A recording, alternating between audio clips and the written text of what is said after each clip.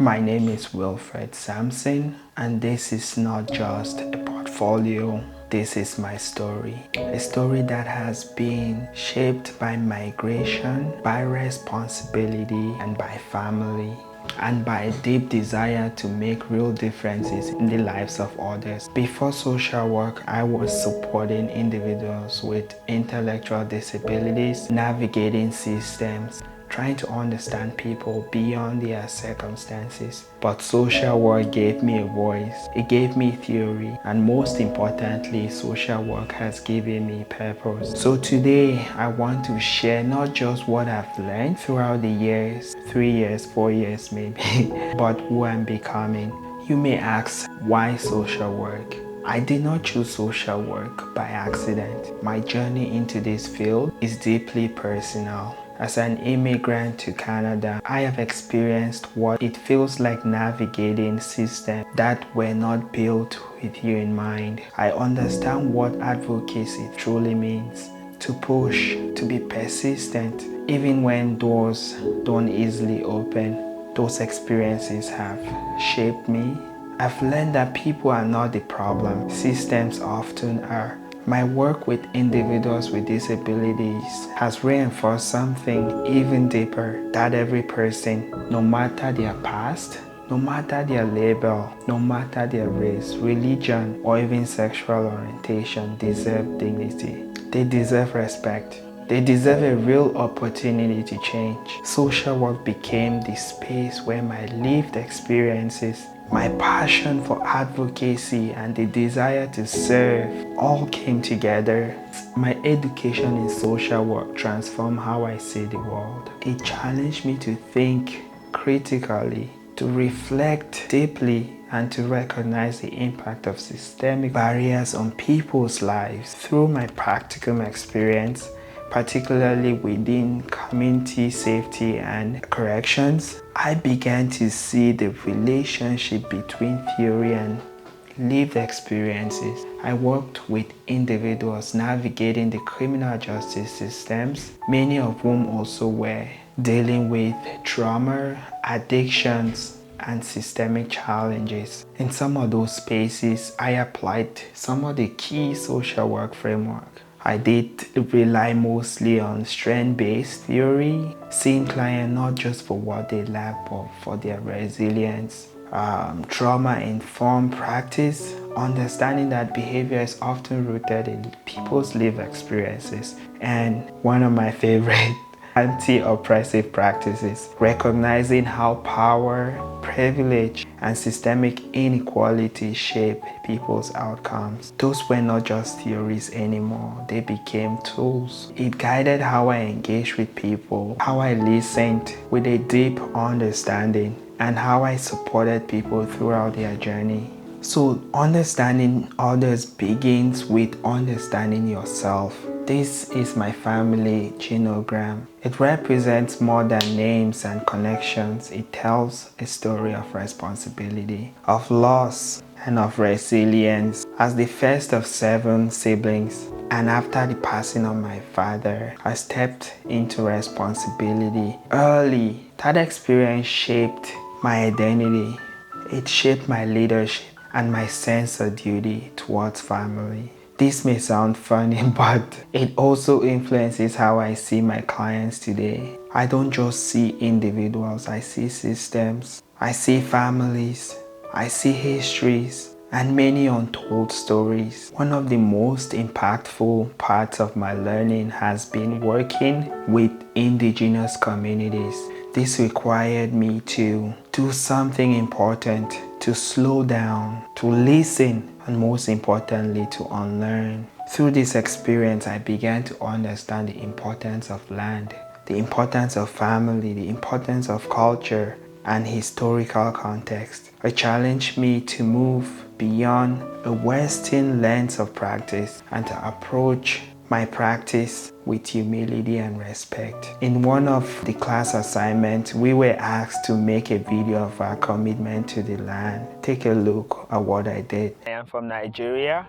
I moved to Canada about 16 years ago. As I travel from Saskatoon to Regina, I want to use this opportunity to acknowledge the land and my family history. I made this drum by myself. In my culture, drums like this one were used to communicate over long distances. I want to acknowledge that I'm standing on Treaty 4 territory, the original land of the Cree, Saulteaux, Dakota, Nakota, Lakota, and the homeland of the Métis. I want to thank them for allowing settlers like me to be welcomed on their land. I recognize the historical injustices that Indigenous people have faced, and I am committed to learning more about the history and also being a part of the change. I am also committed to learn more about the Indigenous culture, their history, and their heritage. I am grateful to live and work here, and I acknowledge the privilege that comes with being a visitor on a foreign land. I am also mindful for my own family history and the sacrifices that my parents made for me and my siblings. Cultural awareness is not something you do once. It is something you commit to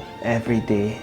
Advocacy is not just something I do, it is who I am. I have been a strong advocate for my boys, fighting to ensure they receive the support they need. I have advocated for fairness, speaking truth to power, even when it's very uncomfortable. And I have advocated for my family, navigating complex immigration systems to bring my loved ones to Canada through humanitarian and compassionate grounds. So, sir, this is really good news for you. I don't think you're going to have to call your other witnesses.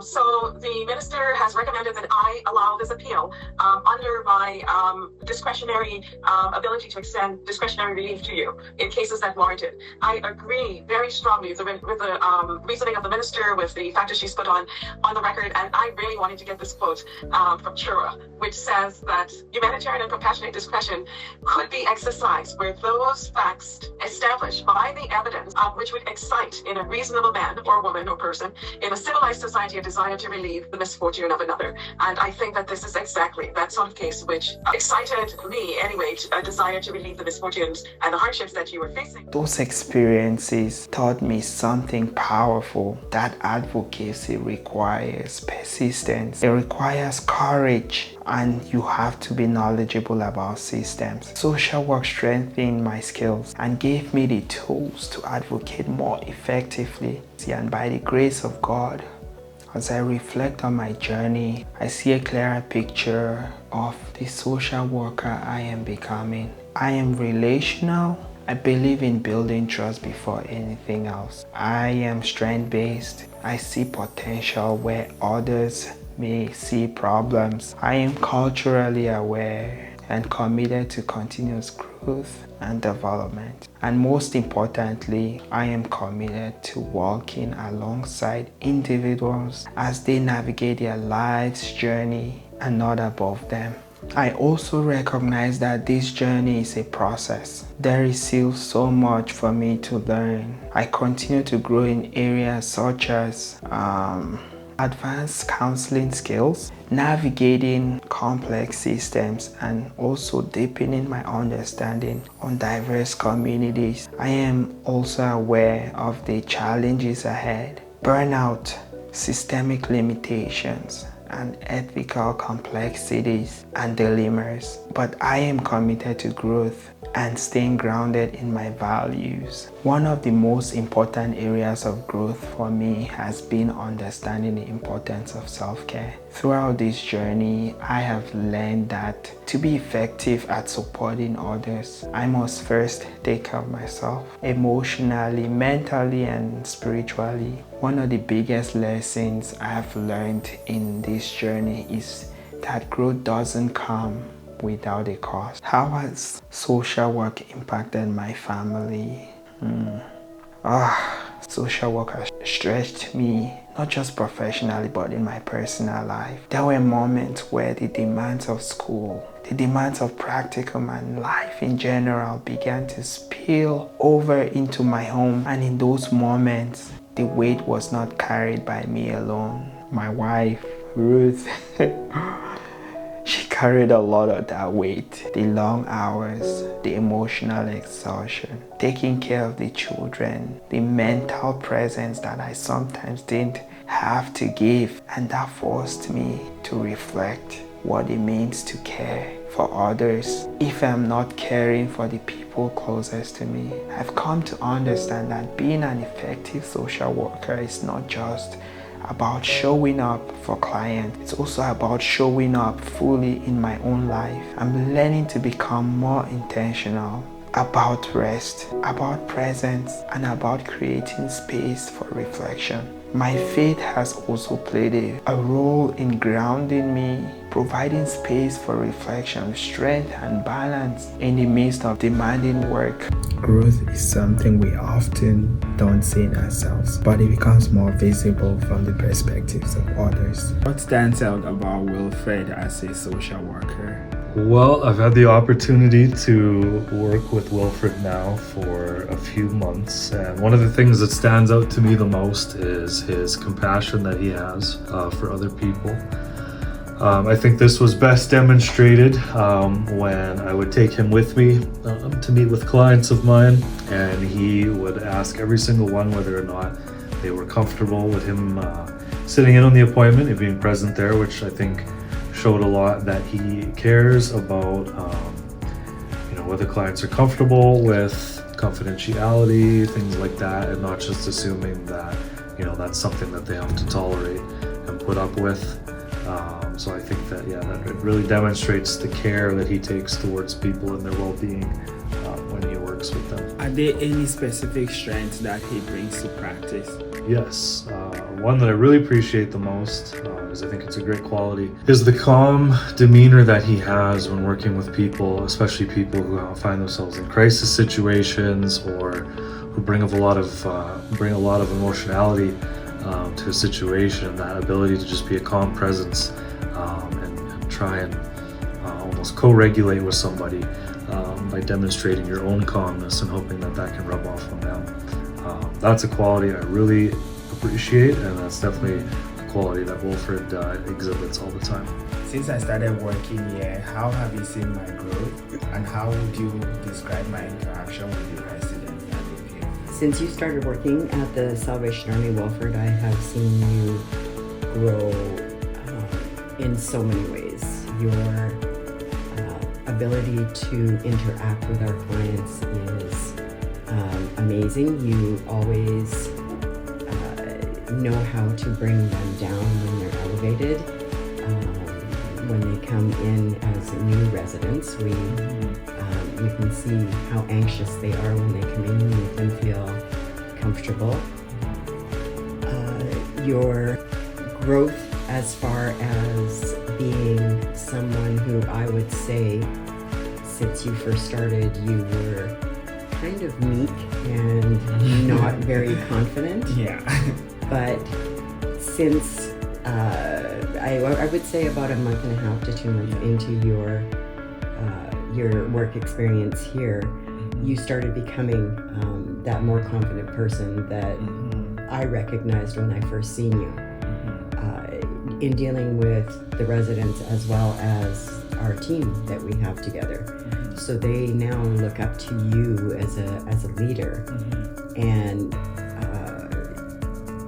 I think that's something that a lot of our staff have, a lot of our team has grown. But for you, because you are also going to school and you're taking something that is pretty much like equal to what we do here, dealing with people, dealing with their struggles, making sure that they're following rules, for example. So you're always on top of everything that goes on. You're always willing to say something to somebody else, whether it be staff or the residents, if something's not going right. Where in the beginning you weren't. You were very, very shy.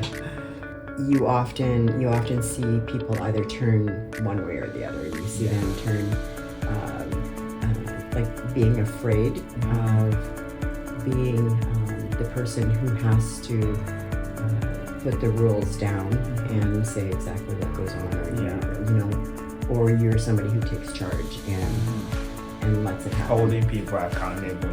You hold people accountable, and it's not just with the residents. You also hold anybody like me, for example. If you don't think that what I'm doing is going to be a correct solution, you will come to me and you will talk to me about it. Yeah. Not confrontational, but you will actually just sit down and you will say, I think we have a better way of doing this. I think this can be dealt in a different way. So, and those are things that I appreciate about you as a person on my team that works here. Are there any specific areas you would recommend or see me grow as I become a social worker? The only area I really have to complain about right now is that you haven't been here a lot. I'll be present. So, but in your day-to-day interactions, no, I don't think. Well, as people, we can always build, right? Yeah. We can always learn more. We can always get better at what we do. We can always make sure that whatever we're doing we're doing it with compassion. And we're doing it with the hope of building somebody else up, right? Yeah. So I would hope that if you're going into the social work profession, and that's going to be what you do, that you carry that on from what you do in this position. There are examples of residents that we have here that have grown so much because of you, that do so much better because of you, because you took the time. So I'm not sure if you're going to have that opportunity when you are in this other field of social work to do that, but I hope you do, because that makes a big difference. Another most impactful and meaningful part of this journey has been seeing my own growth in real and measurable ways. I remember during my practical evaluation, I was performing at a level between 3 and 4 in most areas. And while that reflected where I was at the time, it also showed me areas I needed to grow. It took both the feedback from my field instructors and field liaisons. I became more intentional, more committed to developing my skills, and by the time of my final evaluation, I had progressed to a level 5 in most all categories except in one area where I scored a 4. That growth was not accidental. It came from being open to feedback, putting in the work, and continuously reflecting on my practice. It was a reminder that growth in social work is an ongoing process and requires both humility and commitment. There was a moment outside of my former role that reminded me why this work matters. I met a woman in a parking lot sometime in December in Edmonton who was experiencing a medical emergency. She had cancer and needed immediate help. In that moment, I wasn't thinking about roles or titles. I was simply present. I stayed with her until emergency services arrived. Sometime later, I believe it's in January, I would say, I received a card from her, and in that card, she described me as compassionate and someone who stayed. Dear Wilfred, you stayed with me in Valley Village parking lot. I thank you for praying for me. You have compassion for others. You took time off your day to help me. Thank you. I am praying for you and your family. I will always remember you for your kindness. That experience is an affirmation that the values I am learning in social work are becoming part of who I am. That moment has stayed with me, and I think it's going to remain with me for the rest of my life, because it reminds me that social work is not just what we do in our offices or in structured work settings. It is who we are in everyday moments. It is about presence. It's about compassion. and choosing to show up for people even when we don't have to. Social work is not just what I do, it's who I am becoming. A father, an advocate, a husband, a learner, and a voice for those navigating complex systems. This journey has changed me, truly. Not just professionally, but personally. And as I move forward, I carry with me the responsibility to serve with integrity. I want to advocate with courage and to be able to lead with compassion. My name is Wilfred Sampson, and this is only the beginning. Thank you.